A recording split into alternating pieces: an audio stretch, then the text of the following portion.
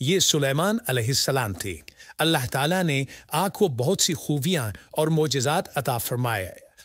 سورۃ النمل آیت 16 میں ہے، اور داؤد کے وارث سلیمان ہوئے، کہنے لگے لوگوں ہمیں پرندوں کی بولی سکھلائی گئی ہے اور ہم سب کچھ دیے گئے ہیں، بے شک یہ بالکل کھلا ہوا فضل الہی ہے۔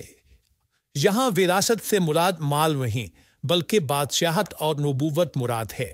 اللہ تعالیٰ نے انہیں ایسا بادشاہ بنایا کہ ساری دنیا میں ان جیسا کوئی نہیں ہوا، آپ سے بڑھ کر بادشاہت بھی کسی کی نہ ہو سکی، کیونکہ خود سلیمان علیہ السلام نے یہ دعا کی تھی کہ الہی مجھے ایسی سلطنت عطا فرما کہ جو میرے بعد اور اسی کے شان نہ ہو۔ کہا کہ اے میرے رب مجھے بخش دے اور مجھے ایسا ملک عطا فرما جو میرے سوا کسی شخص کے لائق نہ ہو، تو بڑا ہی دینے والا ہے۔ پس ہم نے ہوا کو ان کے ماتحت کر دیا، وہ آپ کے حکم سے جہاں آپ چاہتے نرمی سے پہنچا دیا کرتی تھی، اور طاقتور جنوں کو بھی ان کا ماتحت کر دیا، ہر عمارت بنانے والے کو اور غوطہ خور کو اور دوسرے جنات کو بھی جو زنجیروں میں جکڑے رہتے تھے۔ جن سلیمان علیہ السلام کی حکم سے بلند و بالا عمارتیں تعمیر کرتے تھے، دریاؤں میں غوطہ لگا کر ان سے ہیرے جواہرات اور موتی وغیرہ نکالتے تھے۔ دوسرے جو کام عام انسانوں کی طاقت سے زیادہ ہوتے تھے وہ آپ جنوں سے لیا کرتے تھے۔ جو جن آپ کے حکم سے سرتابی کرتے یا شرارتیں کرتے، کام میں رکاوٹ ڈالتے یا دوسروں کو تنگ کرتے تو آپ انہیں زنجیروں میں جکڑ کر قید خانے میں ڈال دیتے، اور یہ آپ پر اللہ کی طرف سے بہت بڑا انعام اور احسان تھا، جیسا کہ اللہ تعالیٰ سورۃ صاد آیت 39 نے فرماتے ہیں، یہ ہے ہمارا عطیہ، اب کو احسان کر یا روک رکھ کچھ حساب نہیں۔ اللہ تعالیٰ نے سلیمان علیہ السلام کو ان پر قبضہ اور اختیار دے دیا اور فرمایا اب آپ کی مرضی، آپ انہیں سزا دیں یا درگزر کریں، کسی کو کچھ دیں یا روک لیں، آپ کے لیے سب کچھ جائز ہے۔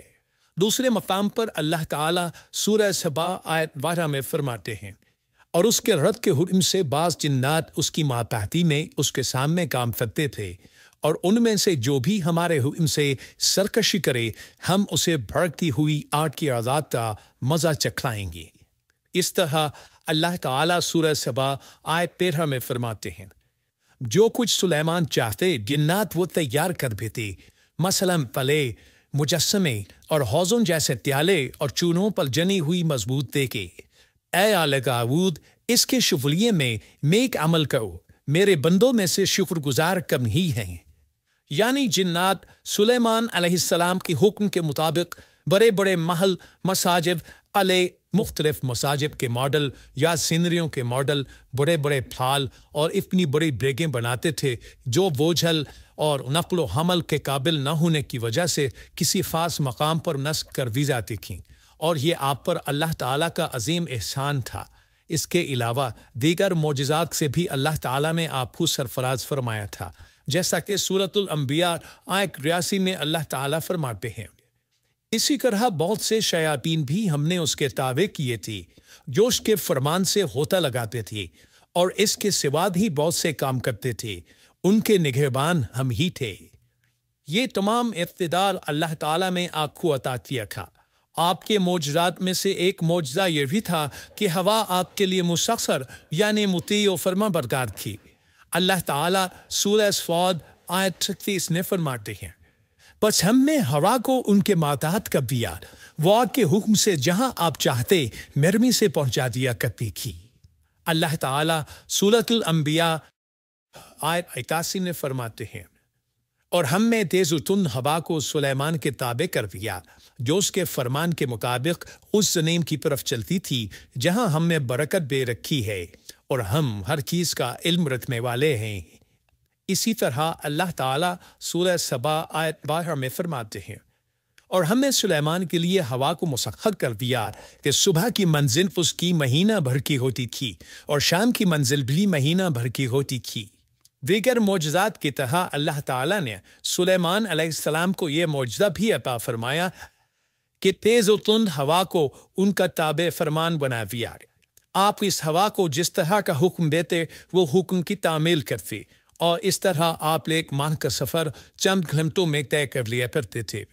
داؤد علیہ السلام کو تو اللہ تعالیٰ نے لوہے کی ڈھلائی کا کام سکھایا تھا، جبکہ سلیمان علیہ السلام کو لوہے کی ڈھلائی کے علاوہ تانبے کی ڈھلائی کا فن بھی سکھایا۔ سورہ سبا آیت 12 میں اللہ تعالیٰ فرماتے ہیں، اور ہم نے اس کے لیے تانبے کا چشمہ بہا دیا۔ اس چشمے میں پانی کی بجائے تانبا بہتا تھا، آپ اس سے جو چاہتے بنا لیتے۔ آپ گھوڑوں کو بہت پسند فرماتے تھے، آپ کے پاس بہت سے گھوڑے تھے۔ اللہ تعالیٰ سورۃ صاد آیت 30-33 نے فرماتے ہیں، اور ہم نے داؤد کو سلیمان عطا فرمایا جو بڑا اچھا بندہ تھا اور بے حد رجوع کرنے والا تھا۔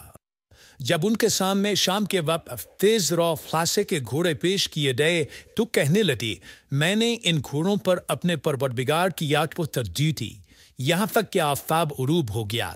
ان گھوڑوں کو دوبارہ میرے سامنے لاؤ۔ پھر تو ان کی پنڈلیوں اور گردنوں پر ہاتھ پھیرنے لگے۔ گھوڑے 20,000 سے زائد تھے۔ گھوڑوں کے معائنے میں ان کا روزمرہ کا ذکر رہ گیا۔ تب انہیں ذکر الہی کا خیال آیا، جس پر انہیں سخت صدمہ ہوا اور کہنے لگے کہ میں گھوڑوں کی محبت میں اتنا گم ہو گیا کہ سورج غروب ہو گیا۔ تو ان گھوڑوں کو دوڑایا کہ وہ نظروں سے اوجھل ہو گئے۔ پھر انہیں دوبارہ طلب کیا اور پیار محبت سے ان کی پنڈلیوں اور گردنوں پر ہاتھ پھیرنا شروع کر دیا۔ امام بخاری نے ابو ہریرہ رضی اللہ عنہ سے روایت کی ہے کہ ایک مرتبہ سلیمان علیہ السلام نے ارادہ کیا کہ اس شب میں اپنی بیویوں کے ساتھ ازدواجی فریضہ ادا کروں گا تو میری ہر ایک بیوی سے لڑکا پیدا ہوگا اور وہ میدان جہاد کا مجاہد بنے گا، لیکن اس ارادے کے ساتھ انشاءاللہ کہنا بھول گئے۔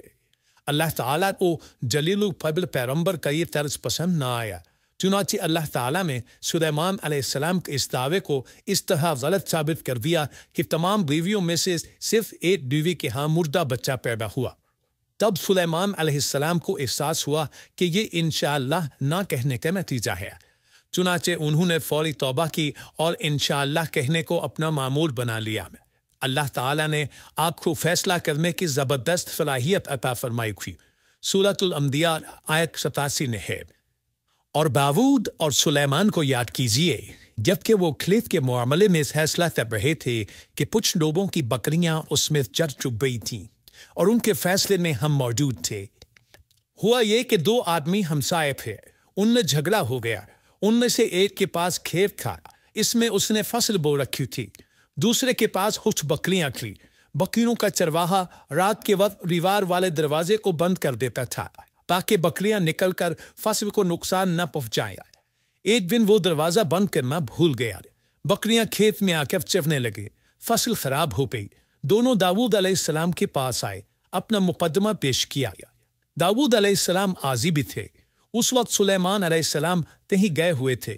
داؤد علیہ السلام مقدمہ سن کر کہنے لگے، یہ بکریوں والے کی